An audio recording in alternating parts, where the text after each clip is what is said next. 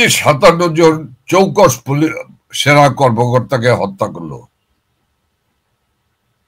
আর Fazlur Rahman commission এইটাকে tag লাগিয়ে দিল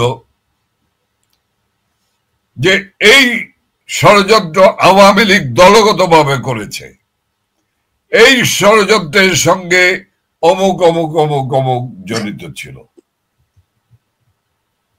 কি আশ্চর্য! মাসি পিসির গল্প সরিয়ে দিল উনি সাংবাদিক সম্মেলনে। কেন, কিসের জন্য এই ফজলুর রহমান কমিশন গঠন করা হলো? নিশ্চয়ই আপনারা সাংবাদিক হিসেবে জানেন, মাননীয় প্রধানমন্ত্রী শেখ হাসিনা একটি কমিশন তৈরি করেছিল। আজকের স্বরাষ্ট্রমন্ত্রী লেফটেন্যান্ট জেনারেল জাহাঙ্গীর, তিনি ছিলেন সেই কমিশনের চেয়ারম্যান, এবং মাননীয় সেই কমিশন পুঙ্খানুপুঙ্খ তদন্ত করে রিপোর্ট দিয়েছেন। সেই রিপোর্টের ভিত্তিতে আসামি করা হয়েছে।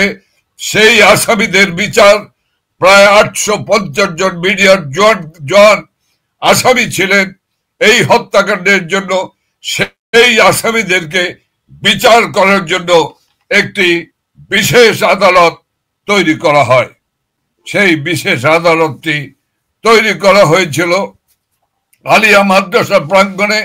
সেই আলিয়া মাদ্রাসা প্রাঙ্গণে একজন সিনিয়র জাজকে এই বিচারিক আদালতের প্রধান করে এই বিচার কার্য হয়, এবং সেই বিচার কার্যে আমি মির্জা আজম সহ শত সহস্র সাক্ষী দেওয়া হয়েছে। 650 জন সাক্ষ্য দিয়েছে